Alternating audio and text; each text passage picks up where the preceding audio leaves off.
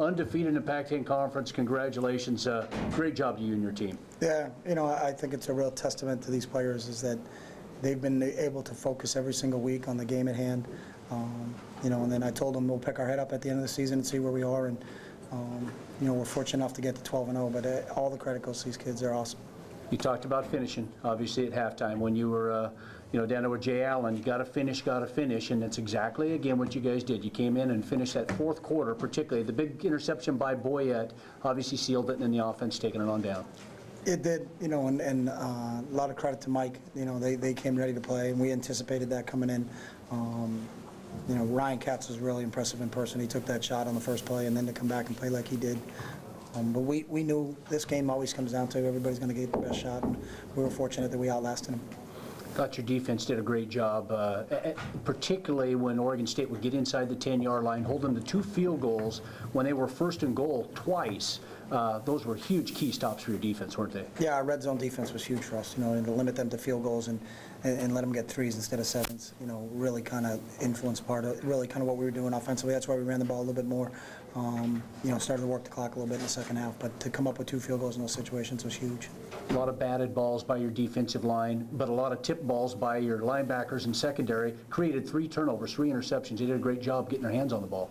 Yeah, we did, and then we hit one with our face mask too, so we kind of hit every body part during this game. So. Yeah, they just did a great job, I thought, defensively. Spencer Pasinger, some of the seniors, Casey Matthews, they were impact players today, weren't they? They were. They've been our leaders all season long, and you know, when you need it in a game like this, those are the guys. You know, Brandon Bear on the big tip down there on third down that forced them into the field. All those things are just, you know, we have a great group of leaders on this football team, and we have 16 captains, and that's because they all deserve to be captain, and they've done an unbelievable job of kind of taking our message that we want as a coaching staff and making sure that it comes true, and we're here because of their leadership. I thought your defense did a good job of not necessarily shutting down Quiz, but really controlling him so he didn't hurt you on big plays. That kid's really good. I mean, he's just such a tough physical player, catches the ball coming out of the backfield. You know, he took a lot of shots, and I mean, I kept saying, wow, this kid just keeps getting hit and keep bouncing up. So he was obviously the focus that we had to take care of, and he's a really good football player, and we were fortunate to come out with, you know, really wrapping him up was a hard thing to do, but we kept him out of the end zone, and that was a big thing for us. Offensively, the rushing game, big key here today with Barner and LaMichael going for 43 carries, 267 yards between the two of them, and what a nice 1-2 combination you had going out there. Yeah, one of the strengths of this football team is our depth, and you know, that's shown through on both sides of the ball again today. And then, you know, to get a healthy Kenyon back is a change of pace. You know, it's you know, I think people may breathe a sigh of relief when you take LaMichael out and then you throw Kenyon in there. It's very difficult, but to run for 350 today, you know, it's what we do. You know, it's what we hang our hat on. You know, they try to do some things like Cal did, you know, play some man free and some of those things, but I thought we had some answers for him. So. And again, I thought Darren Thomas did a really good job, Coach, of managing the team. You look at the stats, they're not gaudy, 14 of 24, 145 yards, a couple of touchdowns, didn't give up a sack, but no mistakes, and just managed the offense, didn't he? Yeah, Darren understands that he doesn't have to make it happen, he just has to let it happen, and he does such a great job at commanding our offense and taking what the defense gives him, and he's such a calming influence on everybody else. That was an awesome deal. Continue to make special teams plays. This time it's a fake punt. Michael Clay looks like a tailback going down the field, but you guys really set that up well. A big call at that point in the game, wasn't it? It was a tailback early in that carry and then turned into a fullback late, I think. But, you know, it's just something we've worked on, and we talked about it, and, you know, we were going to do it the first time we punted, and the first time we punted was the third quarter, so dial it up and go. You're going to play for a national championship. These guys really are excited about it, and yet they know that, I mean, it's, you know, the body of work has been tremendous, but there's one more to go, and they're really excited, aren't they? Yeah, well, we're not going to play for a national championship right now. We're going to prepare for one, and we're going to play the game on the 10th, but we've gotten to this point right now because of our preparation, and then we know we're going to have to go to work for this next month here to show up on the 10th. That's what these guys are all about, and they understand what the task is at hand, and they accept it heartily.